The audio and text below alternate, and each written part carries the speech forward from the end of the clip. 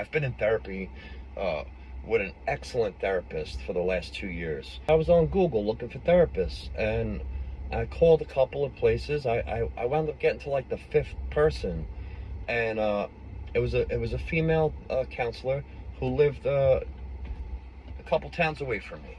So when I started speaking to her and telling her what I was going through, I thought initially this was going to be my therapist. I was kind of opening up right off the bat. And when we got done with our conversation, she said, "Well, I'm going to recommend you to someone I feel is a good fit for you. You prefer if it's a female or a male?" I said, "I don't care. That doesn't matter to me." I got a phone call later on that day from my therapist. His name is Dathan. He called me up. We started talking. We kicked it off instantly. I found out he's from Brooklyn. I'm a Brooklyn boy, born and raised.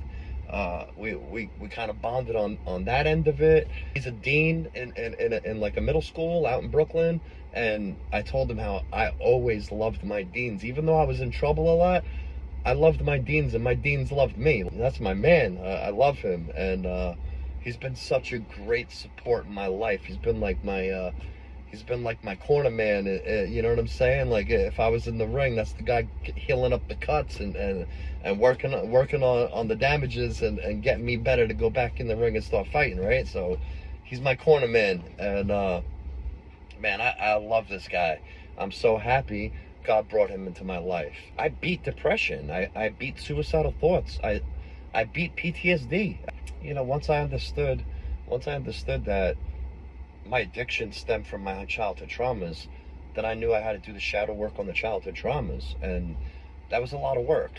Um, I had to dredge up and go through a lot of emotions and a lot of that negative shit that I was carrying around for so long that I wasn't even acknowledging. You know what I'm saying? The new old school.